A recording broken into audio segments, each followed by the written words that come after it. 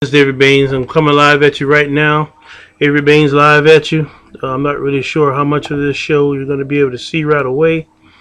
But what I'm doing tonight is giving you from my heart and my heart and soul what I feel about the impending upcoming Manny Pacquiao Tim Bradley fight on June 9th. I just watched an interview on Yahoo where Tim Bradley was interviewed and asked about some of the comments made by Freddie Roach about him being compared to one of Manny Pacquiao's former knockout victims, Ricky Hatton. Ricky Hatton was a good fighter. Tim Bradley is a great fighter, and not great in the sense of legendary like the uh, Floyd Mayweather and Manny Pacquiao necessarily, but in as he's came gradually, progressively, getting better, more improved, taking on top-notch opponents, the best opponents available, not getting a lot of limelight, but still coming through when he had to come through. What impressed me when I first saw Tim Bradley fight Kendall Holt, I didn't see the word of fight. When I saw him fight Kendall Holt in unification, WBC and WBO junior lightweight, junior welterweight title fight unification, I saw Kendall Holt hitting with a punch that would have not only knocked out any other opponent, it would have probably killed the opponent at the same time. I just knew he killed Tim. Tim Bradley got right back up and started fighting hard, tough, toe to toe. Won the fight and unified the division.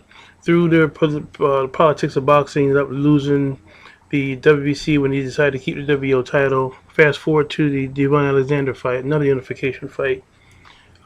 Completed that victory.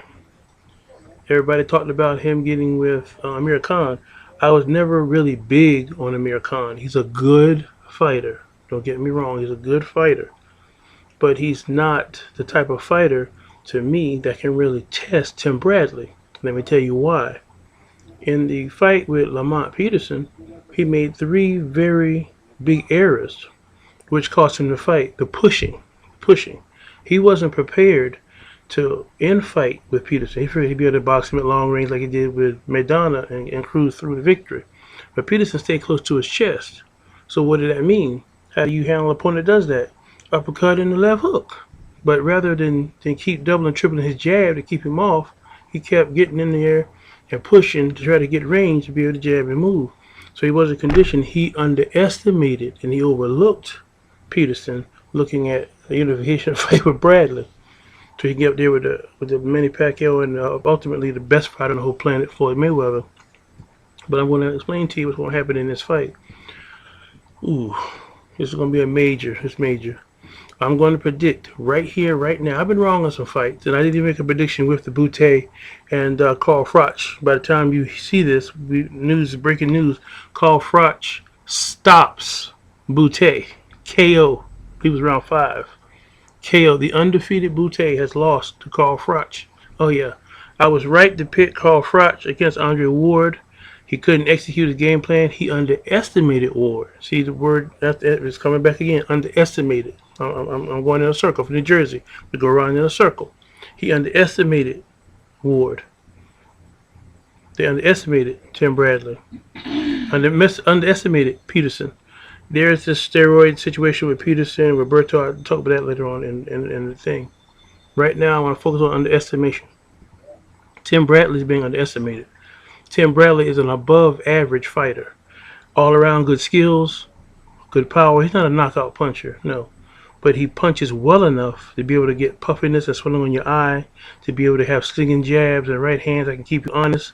He can, versatily, he can adjust during the fight so that if you come with one particular style, he can adjust his game plan in addition to working off of your defects that he sees during the fight. His trainer, like he said, can't get in there and fight for him. He hasn't gotten nervous. He hasn't slammed over his words. He hasn't changed his personality. He hasn't been impressed with where he is in this upcoming big fight. So that further lets me know that Tim Bradley is ready. He's been working hard all this time for this opportunity. He said he's not going to leave any regrets. He's not looking to worry about the power. He's just like any other fight. He's giving his 110% best and getting ready. I'm going to pick Tim Bradley to upset Manny Pacquiao by split decision over a 12-round fight. No, I don't think he'll stop Manny. No. But I think when Manny Pacquiao's punching power and pressure doesn't deter him, the Marquez fight is going to be the blueprint that's going to go to the next level this time. Manny Pacquiao admitted that he underestimated Marquez, got in the ring and said he was bigger than me. So that tells me right there that there's a little bit of professionalism and excuses going on. Freddie Roach was totally ineffective in the corner. He couldn't give Manny any advice on how to adjust his game plan to counteract what Marquez was doing. So guess what? If the same situation occurs again, he can't say him and Jinky got marital problems or he's looking for God. He basically is going to be in the ring with a fighter who sees what he can do and can come with something better, like Floyd Mayweather will when they ever eventually fight. Don't get me wrong, I'm a Manny Pacquiao fan, but I'm stepping out of that fanness and looking at it objectively from the outside the box. Looking at the left side, looking at the right side, and what do I see? I see Tim Bradley going up again with his hands raised in the air after another victory. That he's won a fight that they didn't think he was going to win. They didn't think he was going to win the Devon Alexander fight. I predicted he was going to beat Devon. I said Devon Alexander is strong and can box well, but he's too straight up. He can't adjust. And that's how Tim Bradley won the fight, because he adjusted to the attack. Devon got discouraged and looked for an out. Oh, my eye hurt, and thought he was winning the fight. Couldn't find he was wrong. So that's one right there. And the next one, even in the Kendall Holt fight, even though I didn't make a prediction, Kendall Holt was known as a power punching individual. He said, "You ready to feel his heart? Tim, you ready to feel his heart?" I remember distinctly.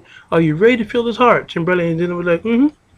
And guess what happened? He felt the heart, because once his big punches didn't work and Tim got up, wow, okay, what else am I going to do? He couldn't land combination punches. He couldn't keep Tim Bradley off. Tim Bradley basically smothered him with punches. And there might have been another knockdown in a fight where he was off balance, going a little wild.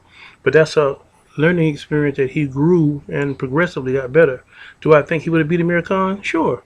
But he never really thought about Amir Khan like that. If it wasn't a huge money fight to get the attention to lead to the Pacquiao fight, then why bother?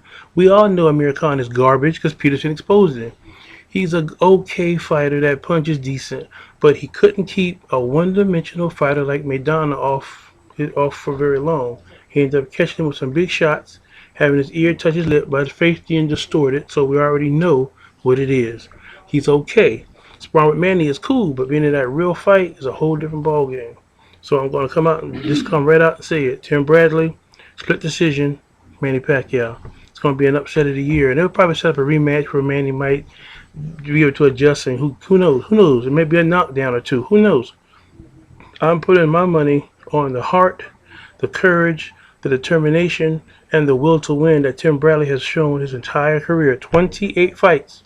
He wins this fight, who knows? Him and Floyd Mayweather, another battle of undefeateds. Who knows? The welterweight #1 champion versus the #1 junior middleweight or super welterweight champion. Who knows? Tim Bradley might actually be the one that can get it done all the way around. But I'll say this, Tim Bradley, unanimous decision. Quickly, I got about a minute or so before my little time is running out on my video. Berto with the positive drug result. I think it simply boils down to injury, bicep, the medicine or treatment or whatever was given to induce to help the healing, caused him to have a positive test. No, it's an aberration. Ooh, Lamont Peterson, I have no idea what's going on with this testosterone thing. I really don't know.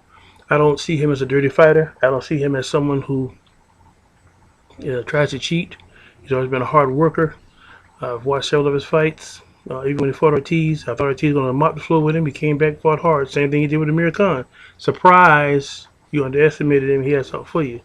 So once all this is cleared up, maybe they'll get back on track. Amir Khan's, of course, been whining like a baby since he got beat, so he's going to try to get his belts back, whatever. But all I'll do is say this. Hopefully it'll come down to where we'll see Berto finally get a rematch he wants. Amir Khan to get the rematch he wants, and then there'll be no doubt left. But in the meantime, in between time, Bradley, unanimous decision or split decision over Manny Pacquiao. I think it'll be split. Manny's a tough fighter. It's gonna go 12 rounds because Tim Bradley doesn't have the punching power to knock out. He only has 12 knockouts. Manny has like 38 knockouts. He got more knockouts than he has wins, and that's not underestimation of Bradley's punching power. That just goes to show that his style is multiple flurries of punches, being able to hit and don't get hit, being able to adjust to what his opponent does, and be able to capitalize on it. So that's what we're looking forward to seeing. I'll be back soon with another show. And this is Avery Baines, and I meant that.